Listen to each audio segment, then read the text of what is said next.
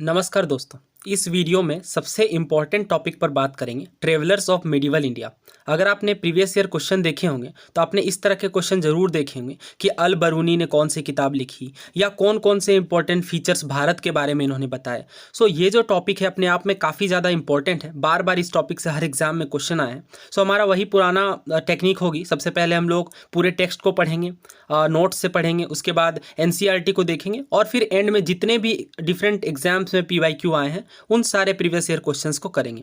सो मैं आपने अगर मेरे पुराने वीडियो देखे होंगे तो आपने देखा होगा कि एनडीए, सीडीए, सीएपीएफ, यूपीएससी के सीएससी और जितने भी एग्जाम्स, इवन एसएससी और रेलवेज तक के मैं सवाल इंक्लूड करता हूं ताकि पूरी कंप्रीहेंसिव तरीके से आपकी तैयारी हो जाए। और अगर आप इस सीरीज़ को कंटिन्यू कर लेंगे, कंप्लीट कर लेंगे, तो उसके बाद फिर आप जितने भी क्वेश्चन इस टॉपिक से आते हैं आप उसे बहुत ही ईजिली कर लेंगे। सो आइए फिर स्टार्ट करते हैं इस टॉपिक को। सबसे पहला बात यहाँ पे बोली जा रही है कि मिडिवल इंडिया के ट्रेवलर्स के बारे में सबसे पहला नाम आता है अल बरूनी का। सबसे आपको जो नोट करने वाली बात यहाँ पे ये ध्यान में रखनी है कि अल बरूनी की जो किताब है उसका नाम है किताब उल हिंद, यानी वो जो किताब है वो भारत के बारे में इन्होंने लिखी है। इसकी भाषा आप ज़रूर नोट कर लीजिए, अरबी भाषा में लिखी गई है, ना कि फ़ारसी में। बहुत सारे लोगों को ये डाउट होता है कि ज़्यादातर टेक्स्ट जो है मिडिवल इंडिया की वो पर्शियन लैंग्वेज में है, बट ऐसा नहीं है। कुछ टेक्स्ट अरबिक में भी है, जिसमें से सबसे प्रमुख नाम जो आता है वो है किताब उल हिंद का। आपको ये हर हाल में ध्यान में रखना है कि किताबुल हिंद जो बुक है वो अरबी भाषा में है। यहाँ पे मैं इसलिए बार बार इम्फेसाइज कर रहा हूँ ताकि ये चीज़ें फिर बाद में आगे चल के कन्फ्यूजिंग हो जाती हैं। नेक्स्ट देखिए, किताबुल हिंद में 80 चैप्टर्स हैं और ये किस टॉपिक पर बेस्ड है? ये रिलीजन पर, फिलोसॉफी पर, मेट्रोलॉजी पर, लॉ पर, एस्ट्रोनॉमी पर, बहुत सारे वेरीड चीज़ों पर ये बुक बात करती है। अब अल बरूनी के बारे थोड़ा जान लेते हैं।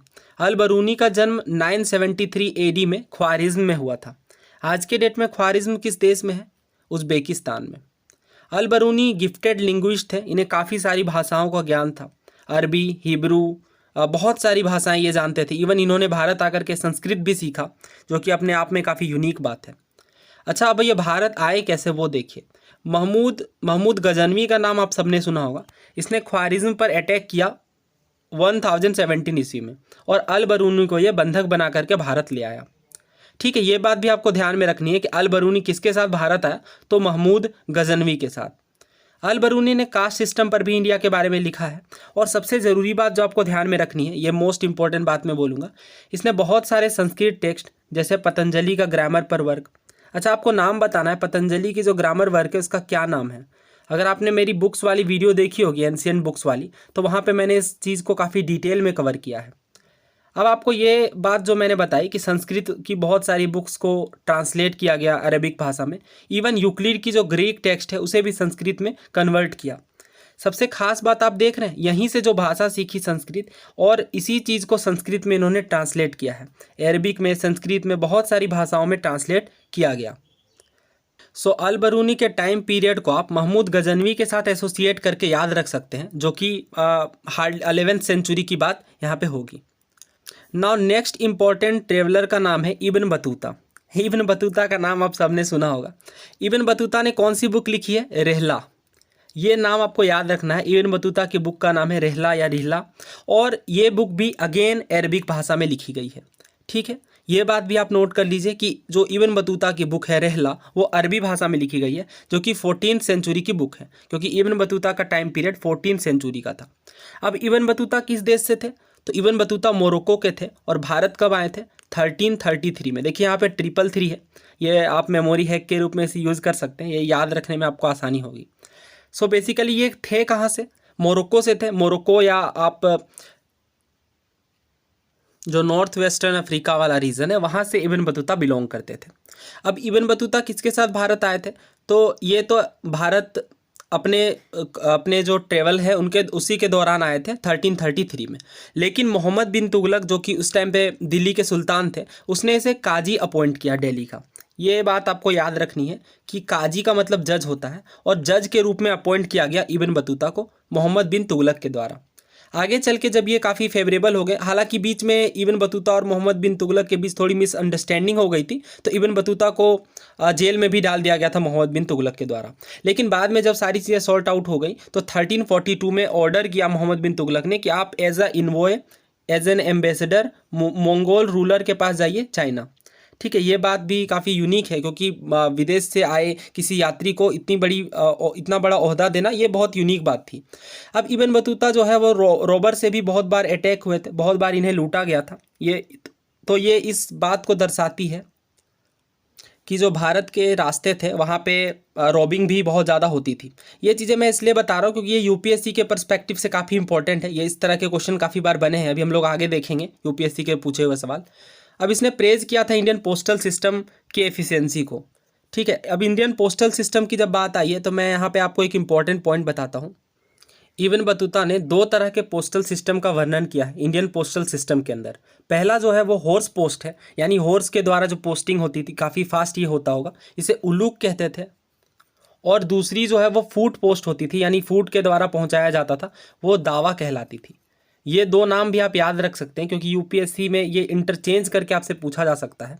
ठीक है, तो उल्लूक जो था वो हॉर्स पोस्टिंग होती थी और जो फूट पोस्टिंग है उसे दावा कहते थे। नाउ और एक बात आपको क्या यहाँ पे इंपॉर्टेंट है कि इसने जो साउथ इंडियन किंगडम को भी विजिट किया था, विजयनगर को भी विजिट किया था। विजयनगर उस टाइम पे साउथ इंडियन किंगडम था क्योंकि आप टाइम पीरियड देख सकते हैं 1334 के आसपास का है। नाउ नेक्स्ट देखते हैं, नेक्स्ट है हमारे पास फ्रांसिस बर्नियर। बर्नियर का नाम काफ़ी आगे आता है जब हम लोग बात करते हैं औरंगजेब के टाइम पीरियड की या दारा सुकोह के टाइम पीरियड की। क्यों? क्योंकि देखिए आपको दो चीज़ें यहाँ पे हर ट्रेवलर के साथ याद रखनी है। सबसे पहला कि वो किस देश से बिलोंग करते थे, दूसरा कि उन्होंने इंडिया के बारे में कौन सी खास बात लिखी। ये दो बातें, और खास करके किताबों से भी काफ़ी क्वेश्चन बनते हैं कि उन्होंने कौन सी किताबें लिखी। ये 3 पॉइंट अगर आप ध्यान में रख के चलेंगे तो आपके इस टॉपिक से कभी क्वेश्चन गलत नहीं होंगे। अब देखिए फ्रांसिस बर्नियर जो थे वो फ्रेंच से थे। अब इसके नाम से ही ध्यान में रख सकते हैं, यहाँ पे फ्रेंच है और यहाँ पे भी फ्रांसिस है। ये फ्रेंच नाम लग रहा है सुनने में ही। अब ये पेशे से डॉक्टर थे, पॉलिटिशियन थे, फिलोसोफर थे, हिस्टोरियन थे, बहुत सारी चीज़ें इनके साथ जुड़ी हुई हैं। ये फिजिशियन भी थे दारा सिकोह के। अब जिन्हें दारा सिकोह के बारे में नहीं पता उन्हें बता दूं, शाहजहां के 4 बेटे थे। सबसे बड़े बेटे का नाम दारा सिकोह था और शाहजहां चाहते थे कि दारा सिकोह ही गद्दी पर बैठे। बट जो धर्मत का युद्ध हुआ और सब्सिक्वेंट दो वार हुए उसमें औरंगजेब जीते और औरंगजेब फिर गद्दी पे आए। नाउ नेक्स्ट देखिए, dedicated his work to Louis 16, यानी इसने अपने काम को जो है उसे फ्रांस के राजा लुइस 16 को डेडिकेट किया क्योंकि ये फ्रांस से थे तो फ्रांस के प्रति अपनी जो आस्था है उसे भी प्रकट की। नाउ नेक्स्ट देखिए, इंडियन सोसाइटी को फ्रेंच सोसाइटी के साथ कंपेयर किया गया। बहुत सारी बातें इंडियन सोसाइटी के बारे में, इंडियन किंग्स के बारे में इन्होंने बताया। इनकी बुक का नाम है travels in the Mughal empire. ठीक है, यानी मुगल एम्पायर के जो यात्रा वृतांत है वो इन्होंने इसमें लिखे हैं। एक चीज़ के बारे में जो इन्होंने इंडियन सिस्टम में क्रिटिसाइज़ किया, जो सबसे ज़रूरी है, वो ये है कि क्राउन ओनरशिप ऑफ लैंड। ठीक है, बट ये जो बात इन्होंने जो क्रिटिसाइज़ की है क्राउन ओनरशिप ऑफ लैंड के बारे में, ये चीज़ें कहीं भी कोई भी मुगल ऑफिशियल डॉक्यूमेंट इसे सजेस्ट नहीं करता है कि जो स्टेट है वो सोल ओनर था लैंड का। यानी क्राउन ओनरशिप ऑफ लैंड वाली बात मुगल क्रॉनिकल्स के द्वारा वेरीफाई नहीं की जाती। तो मे भी कुछ चीज़ें डेफिनेटली गलत होंगी, बहुत सारी एजिग्रेशन भी होती हैं, हमें पता है। नेक्स्ट देखिए, इनके कोट्स काफ़ी ज़्यादा इंपॉर्टेंट है। अगर क्वेश्चन बनेंगे तो कोट से ही बनेंगे और इवन काफ़ी क्वेश्चन ऑलरेडी पूछे भी गए हैं कोट्स पर। पहला इन्होंने कहा है, इंडियन सोसाइटी कंजिस्ट करती है अनडिफरेंशिएटेड मासेज ऑफ इम्पोवरिश्ड पीपल से। यानी भारत का जो समाज है वो जो यहाँ के जो मासेज है, जनता है, वो गरीब लोगों से कंबाइन होकर बनी है। Subjugated by a small minority of a very rich and powerful ruling class. अब इन्होंने जो सबसे ज़्यादा क्रिटिसाइज किया है वो इस बात को लेके किया है कि भारत में इनकम डिफरेंसेस काफ़ी ज़्यादा है, काफ़ी सारी जनता गरीब है और इसे एक छोटी सी small population of rich and powerful class के द्वारा रूल किया जा रहा है। एक और बात गौर करने वाली है, between the poorest of the poor and richest of the rich there was no social group of class. यानी कि जो गरीबों में गरीब है और जो सबसे अमीरों में भी अमीर है, उसके बीच का कोई मिडिल क्लास देखने को नहीं मिलता है। या तो जो राजा है वो काफ़ी अमीर है और जो आम जनता है वो काफ़ी गरीब है। यानी बीच का जो मिडिल क्लास वाला कंसेप्ट है वो इनके द्वारा नहीं बताया गया है। इन्होंने यूरोप के राजाओं को ये भी चेतावनी दी है कि आप मुगल मॉडल को ना फॉलो करें क्योंकि इससे आम जनता काफ़ी परेशान रहेगी और राजा डेफिनेटली काफ़ी फ़ायदे में रहेंगे। यानी वो चाहते हैं कि भारत का जो मॉडल है, जो मुगल मॉडल चल रहा है, वो यूरोप में ना कॉपी किया जाए। नेक्स्ट बोला गया जो मुगल किंग्स है वो किसके किंग हैं? बेगर्स और बेरबेरियंस के, यानी असभ्य और भिखारियों के राजा है मुगल किंग्स। ये कहना था फ्रांसिस बर्नियर का। काफ़ी सारी एग्जीग्रेटेड बातें भी हैं, हम लोग ऑब्वियसली देख सकते हैं, आइडेंटिफाई कर सकते हैं। उसके बाद जो बात मैंने आपको बता दी कि मुगल ऑफिशियल डॉक्यूमेंट इसकी किसी भी कोई खास बात का उल्लेख उनके द्वारा नहीं किया गया है। नेक्स्ट इंपॉर्टेंट ट्रेवलर का नाम है टेवर्नियर। टेवर्नियर भी फ्रांस से थे। इनका पूरा नाम है जेन बैप्टिस्टे टेवर्नियर। नाम ही फ्रेंच लग रहा है। इनकी प्रोफेशन आप याद रखिए, यहाँ से यूपीएससी सिविल सर्विसेज में क्वेश्चन आया है कि कौन से जेम मर्चेंट थे। तो ये हीरे के व्यापारी थे। इनका नाम था जीन बैप्टिस्टे टेवर्नियर। और सबसे खास बात यह है कि फ्रांस के राजा लुई 16 को इन्होंने ब्लू डायमंड सेल किया था, जो कि माना जाता है कि इंडियन सब कॉन्टिनेंट से ही इन्होंने परचेज किया था। नेक्स्ट बोला जा रहा है साउथ इंडिया के किंगडम गोलकुंडा, शाहजहां और औरंगजेब, जो कि नॉर्थ इंडिया के किंगडम थे, और साउथ इंडिया के जो किंगडम है गोलकुंडा को भी इन्होंने विजिट किया। और जो हमारे मुगल डायनेस्टी के रूलर थे उनको भी इसने विजिट किया। नेक्स्ट हमारे पास जो ट्रेवलर है उनका नाम है डोर्टे बारबोजा। इनके बारे में दो ही बातें आपको ध्यान में रखनी है। पहला तो ये कि ये पोर्टुगीज थे, पुर्तगाल से अपना संबंध रखते थे। और दूसरा ये कि इन्होंने मलयालम भाषा को भी सीखा। नौ अगले यात्री का नाम है मनुची। अब मनुची जो थे वो कहाँ से आए थे? इटली से। ठीक है, इटली के लोगों को वेनेटियन भी कहते हैं। ये बात क्योंकि आपको क्वेश्चन के ऑप्शन में कभी कभी लिखा रहता है कि मनुची वाज अ वेनेटियन। ठीक है, तो वहाँ आप ये ध्यान में रखिए कि मनुची जो है वो इटली से आए थे। और ये पेशे से क्या थे? डॉक्टर। ठीक है, ये बात भी यूनिक है और इम्पोर्टेंट है। इनकी बुक का नाम आप ध्यान में रख सकते हैं, अस्टोरिया दो मोगोर। ठीक है, क्योंकि इटली से थे तो इटालियन लैंग्वेज में लिखा, इसलिए अस्टोरिया दो मोगोर हो गया। Otherwise in English it is account of Mughal history, यानी मुगल हिस्ट्री के बारे में इन्होंने किताबें लिखी है। अपना सारा जीवन भारत में ही व्यतीत किया है। ये बहुत ही यूनिक बात है, विदेश से आकर के अपना सारा जीवन भारत में ही व्यतीत किया और कभी भी ये यूरोप नहीं गए। ये मैं इसलिए बता रहा हूँ, ये इस बहुत ज़्यादा इंपॉर्टेंट पॉइंट है, पूछा भी गया है एनडीए में। नाउ नेक्स्ट देखते हैं, लेते हैं दोस्तों, बारबोजा की हमने बात कर ली थी। अब नेक्स्ट हम लोग बात करेंगे पेल्सियार्ड के ऊपर। पेल्सियार्ड जो थे ये जहांगीर के दरबार में आए थे और इनके स्टेटमेंट काफ़ी ज़्यादा इंपॉर्टेंट है, एग्जाम में ही पूछे गए हैं और एनसीईआरटी से ही पिक किए गए हैं। सबसे पहला इसका स्टेटमेंट था कि पॉवर्टी इंडिया में इतनी ज़्यादा गरीबी है और मिजरेबल स्थिति है कि people can be depicted accurately described only as the home of stark want and the dwelling place of bitter woe. यानी बहुत ही ज़्यादा बुरी स्थिति भारत की बताई जा रही है, जो कि डेफिनेटली एग्जेगरेटेड बात है, क्योंकि भारत की स्थिति ऑल्दो गरीबी तो उस टाइम पे पूरे वर्ल्ड में ही कहीं ना कहीं फैली हुई थी हर जगह पे, बट इंडिया की जिस तरह की स्थिति बताई जा रही है वो डेफिनेटली गलत है। बट यहाँ पे क्या बोला जा रहा है? So much is wrung from the peasant that even dry bread is scarcely left to fill their stomachs. यानी किसानों से इतनी ज़्यादा चीज़ें ले ली जा रही हैं कि इवन इन्हें सूखी रोटियां भी अपने पेट भरने के लिए नसीब नहीं हो रही है। ये किसका कथन है? कथन को आप याद रखिए, पेल्सियार्ड का कथन है। किसके दरबार में थे? ये जहांगीर के दरबार में। अब एक एक लाइन से देखिए, स्टेट पीएससी यूपीएससी के डिफरेंट एग्जाम्स में एनडीए सीडीएस में क्वेश्चन बना है, इसलिए बहुत ही ध्यान से इन चीज़ों को समझते चलिए। नेक्स्ट बात करेंगे हम लोग मेगास्थनीज के ऊपर।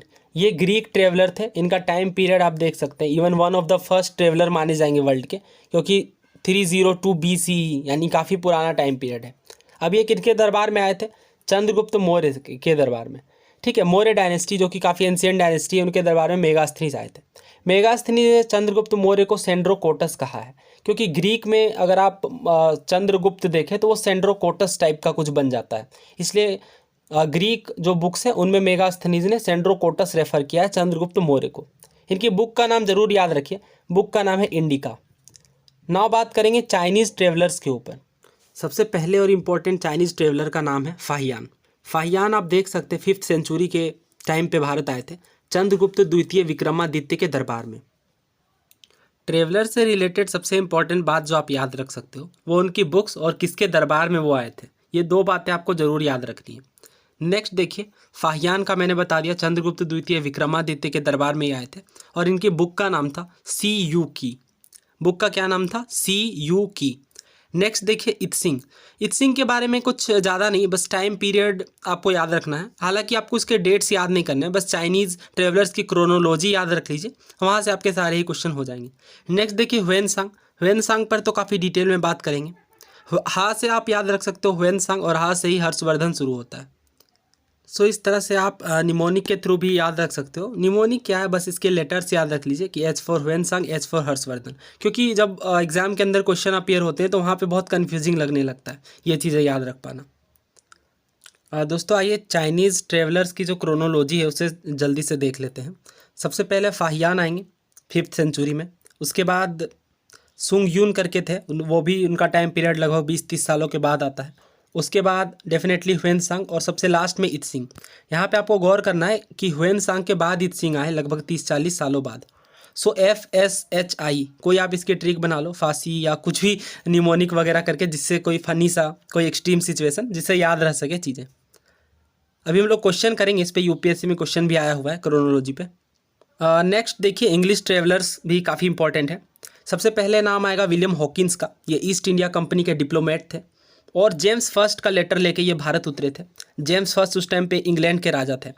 अब इनके सीप का नाम हम याद रख सकते हैं, हेक्टर सीप से भारत आए थे 1607 में। अगर आपको केबीसी का वो एपिसोड याद हो जिसमें सुशील कुमार जी ने 5 करोड़ रुपए जीते, तो उस टाइम पे आपको ये क्वेश्चन ध्यान में याद होगा, हेक्टर वाला। नेक्स्ट देखिए, ये सूरत कब अराइव किए थे? 1608 में।